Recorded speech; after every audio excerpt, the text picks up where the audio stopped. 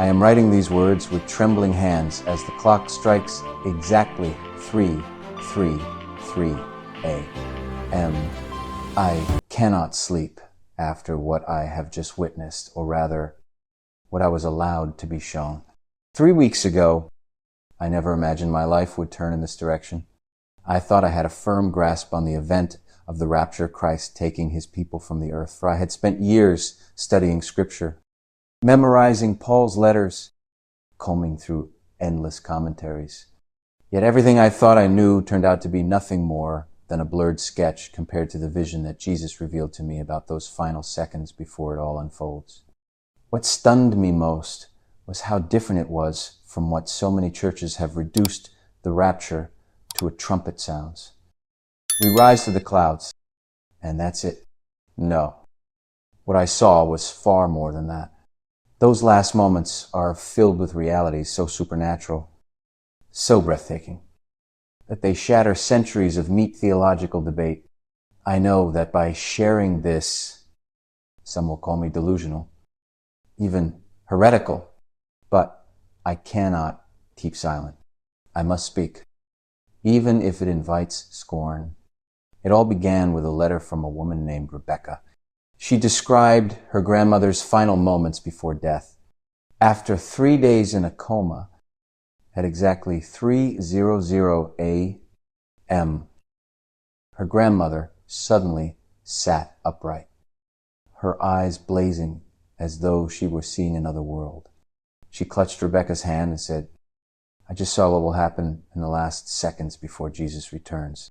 I saw what happens to our bodies, our minds, and our spirits. It's more glorious than anything we could imagine." 2 hours later, she passed away peacefully, leaving behind a mystery that seared itself into Rebecca's heart and mind. But Rebecca was not the only one. From different corners of the world, testimonies kept arriving. A pastor confessed he had seen believers begin to glow with radiant light seconds before being caught up, speaking with deceased loved ones who appeared to escort them home. A nurse shared that her dying patients suddenly claimed believers would have their minds flooded with divine understanding in those final seconds. Finally grasping mysteries of Scripture, a seminary professor admitted he dreamed of believers tasting the strength of glorified bodies while still on earth, a preview before being fully transformed. These accounts unsettled me. I had spent years immersed in debates about the timing of the rapture, pre-tribulation or post-tribulation, or whether it was literal or symbolic. But what I was hearing went far beyond theological positions. These were living experiences, personal encounters that carried weight no textbook could match. I began to pray fervently, pleading with God to show me the truth. For 2 days, I fasted, drinking nothing but water. And then, in the stillness of my prayer room, it happened. His presence filled the space, not in the gentle way I had known before, but with a force that drove me to my knees. My body shook as though every cell was on fire. Then his voice, majestic yet tender, spoke my name. In that instant, I knew I was standing on the threshold of a revelation unlike anything I had known. "You have asked me about the final seconds," he said. "I will show you, but prepare yourself. It will surpass every expectation and unsettle everything you thought you understood." I whispered, "I am ready, Lord." Though deep down, I knew I wasn't, yet I had no choice but to yield. Immediately, I was lifted out of the ordinary. Below me, the earth lay suspended. But I also saw another layer of reality breaking through, a veil being torn open. I understood at once. What was about to happen was not merely physical, but the union of two realms, heaven and earth colliding in one extraordinary moment. First, Jesus said, "Their spirits will awaken fully." I saw ordinary men and women, an old man, a young woman, a child, suddenly perceiving what had been hidden all their lives. Angels stood all around them, luminous and fierce, guardians who had never left their side. The unseen battles of centuries unfolded in plain view. The invisible became visible, and wonder washed over their faces. Next, he continued, they will be reunited with loved ones who have gone before. My heart clenched as I saw it, a mother embracing the child she had lost, a frail grandmother rushing into the arms of her long-departed husband, a boy laughing as he reached for the father he had missed his whole life.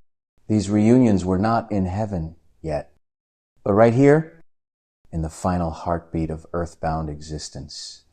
Then came something even more astonishing. Their minds will be flooded with understanding. He said, I watched faces transform as revelation poured in like a river. Prophecies once clouded became clear. Life's unanswered questions suddenly made sense. Every wound, every delay, every trial found its place in a greater design. Confusion dissolved into clarity, and bewilderment gave way to awe. And he declared, their bodies will begin to transform before they leave the earth. I saw a hunched old man stand tall, his flesh shimmering as youth returned. A disabled man leapt from his wheelchair, his limbs whole and strong. A frail cancer patient straightened as strength surged through her. Corruption began to put on incorruption. Mortality was swallowed up by life. Finally, I saw joy, a peace unlike anything on earth, spread across their faces. Every fear evaporated. Anxiety melted away. What remained was unshakable serenity, the kind of peace only heaven could give. This is the peace I give. Jesus said, not as the world gives. But then his face grew solemn, and his eyes pierced into me with urgency. There is something else you must see. He warned, the order in which they are taken will not be what men expect. And suddenly, the scene shifted. I saw believers rising from the ground, caught up into the sky. But it was not pastors, missionaries, or worship leaders leading the way. No. The first was an elderly homeless man beneath a bridge, his face radiant like pure gold. Then a weary single mother with tears of joy streaming down her face, her years of unrecognized devotion now honored. After her, a man with severe disabilities, glowing with a love untouched by pride or pretense. I gasped, Lord, why them first? Because they loved me with hearts pure and unseen. He replied, the world overlooked them, but I never did. The scene continued, children ascending in joy, persecuted believers from closed nations rising with triumph. Meanwhile, others remained frozen on the ground, their eyes wide with shock. They had been the ones celebrated on stages, applauded in churches, praised by men, but now they were left behind. Jesus' voice was heavy with grief. They built kingdoms in my name, but not for me. They sought the praise of men more than my love. They served themselves while claiming to serve me. The sight shook me to my core. It was not only a warning for others, it was a sword cutting through my own soul. And I knew this was only the beginning of the revelation that would change everything I thought I understood about the final seconds before the rapture. As the vision unfolded further, I began to perceive the sheer weight of what was being revealed. It was not only about who would rise, but also about what would be revealed in the hidden depths of every heart. Jesus' words echoed like thunder. The final moments will not create readiness, they will expose it. I saw more souls ascending, and with each one, their lives became like open books. A woman who had spent decades quietly caring for her bedridden father, without applause or recognition, was lifted higher than a missionary whose name was known across continents, but whose service had been tainted by pride. A humble janitor who had prayed faithfully over every pew he cleaned was caught up while a worship leader with a stadium-sized following remained rooted to the ground. Stunned and trembling, the shock of this inversion hit me with force. It was the eternal truth embodied, the first shall be last. and the last shall be first. Then something even more extraordinary came into focus.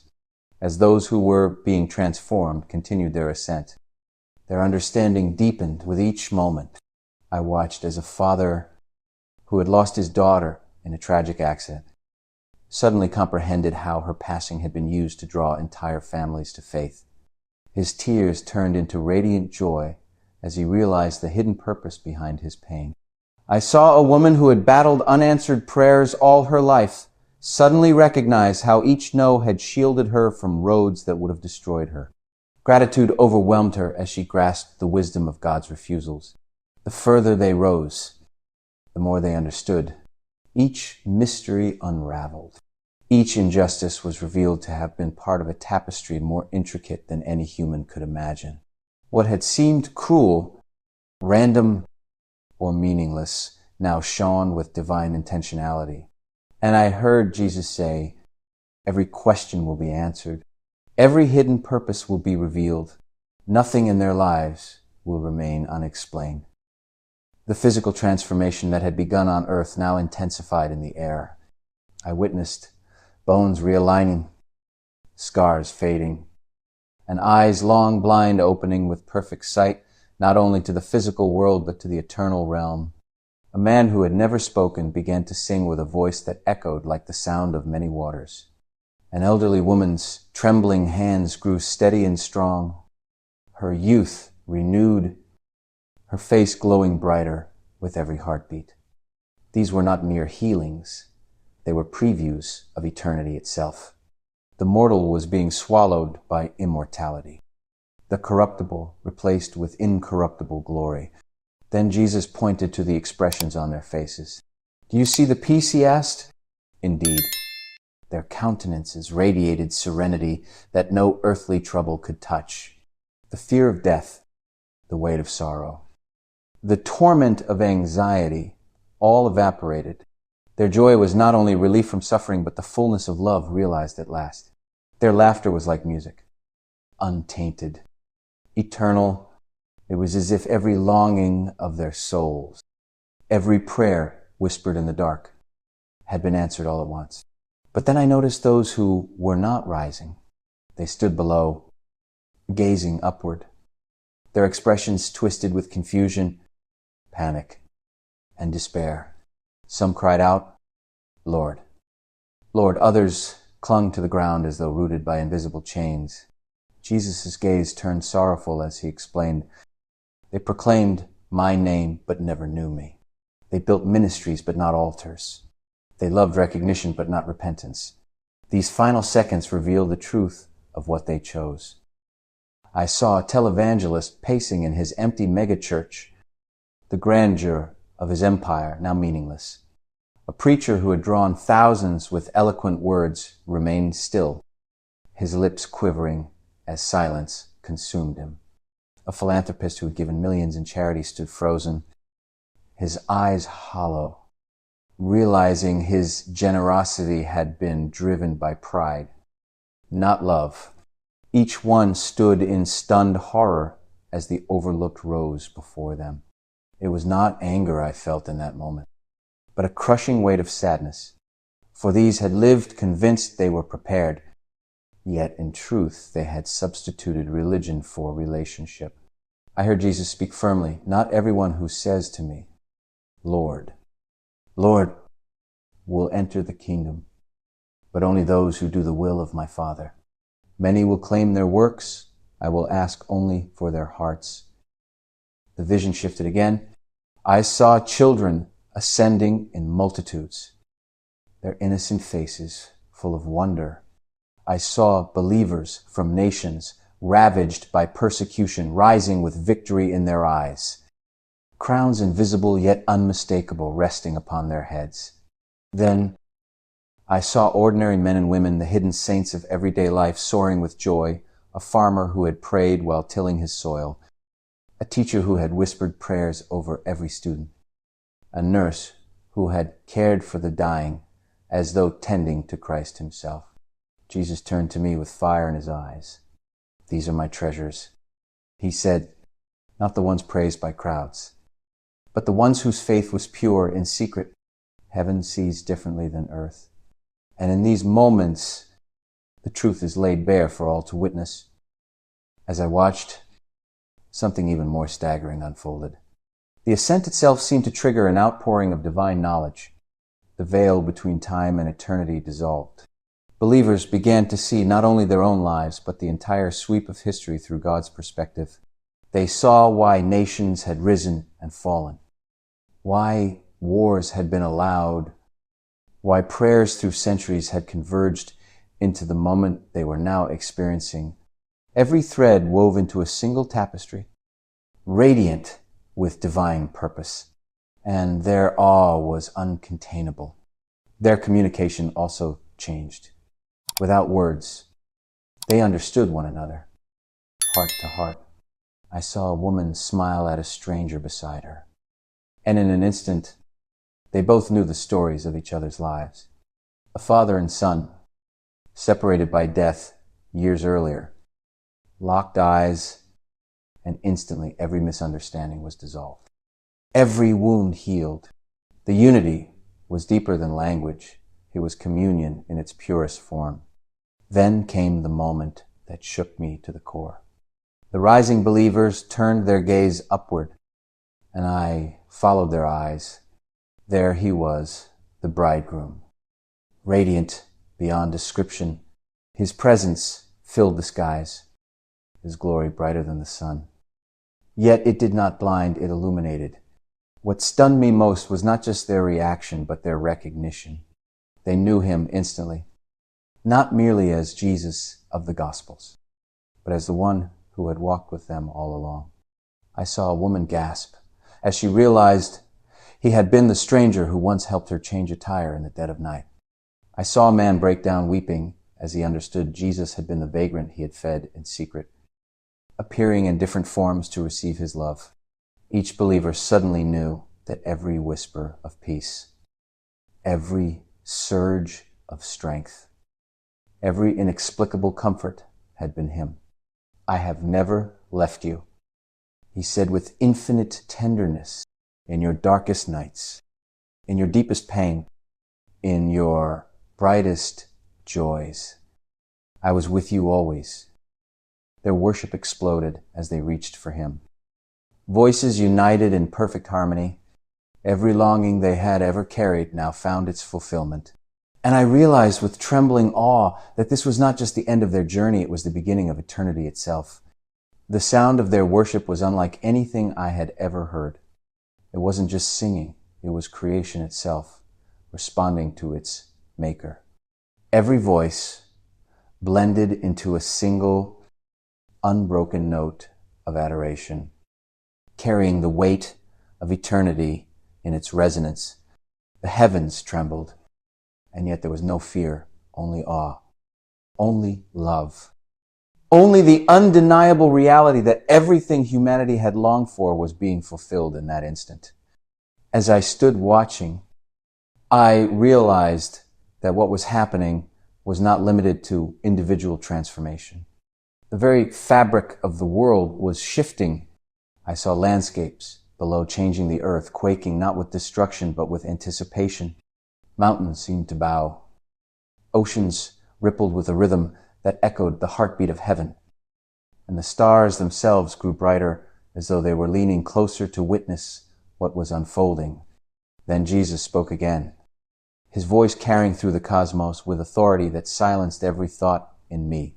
These final seconds are not about escape, he declared, but revelation.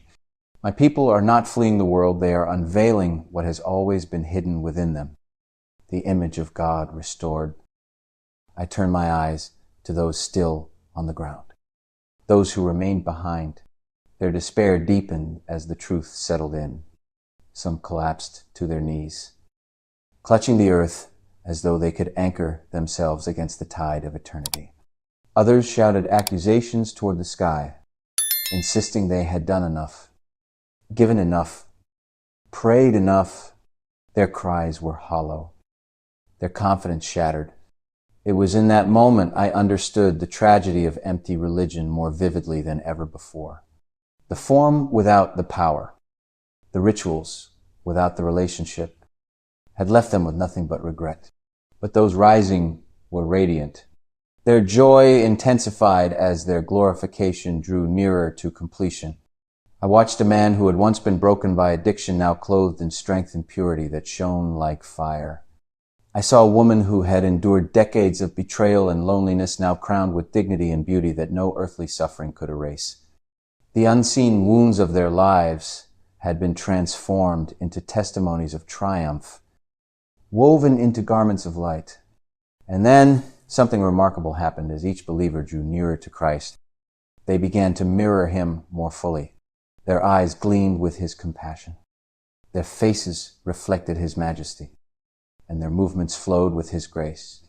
They were not losing their individuality, but rather becoming the fullest expression of who they were always meant to be, unique reflections of the eternal bridegroom.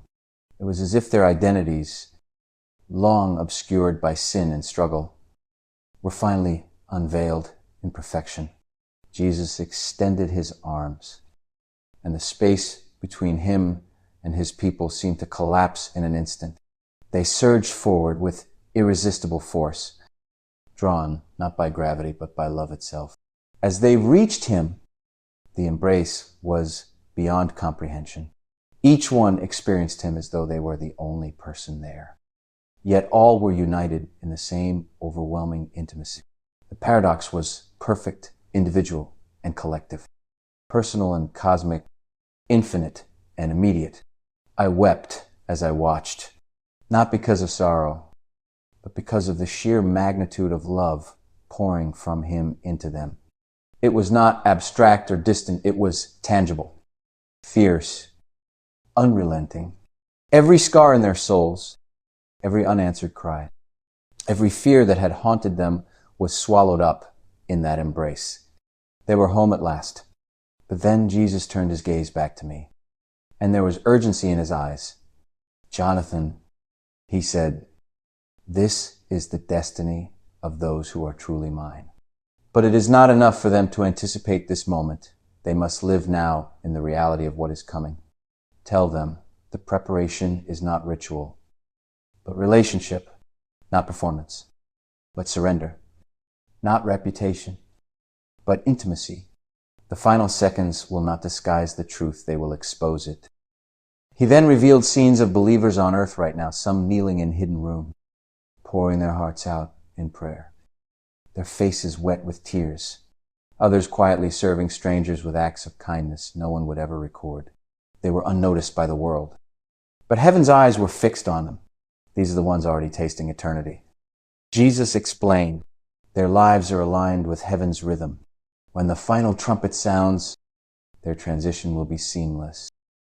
I also saw those living in contradiction preachers who twisted his words for gain, leaders consumed by applause, entire communities content with comfort while neglecting the call to holiness. Their gatherings looked alive, but spiritually they were barren. These will be shocked in that moment. Jesus said with sorrow, "For they built monuments to themselves and mistook them for altars to me." As he spoke, my chest ached with the weight of his grief for those who would be unprepared, and yet, intertwined with the grief, was hope, a burning invitation for anyone willing to turn now, to surrender before it was too late. Then he showed me glimpses of eternity beyond those final seconds, cities of light unlike anything ever built by human hands, landscapes untouched by decay, a creation liberated from corruption, believers walking side by side with angels, engaging in worship, creativity, and joy that never diminished. Every moment in eternity would be richer than the one before, not static but ever deepening in glory. This is what awaits those who endure. Jesus said, his face shining with delight. The final seconds are but the doorway. The banquet is eternal. As the vision began to fade, I fell to my knees, overwhelmed. My heart burned with a single conviction. This message could not be contained.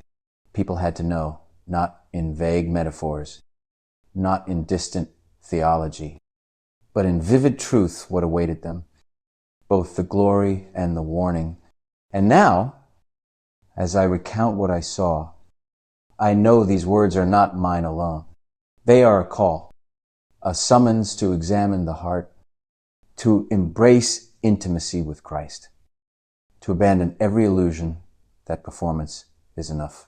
The final seconds are racing toward us, and they will reveal what we have chosen with our lives.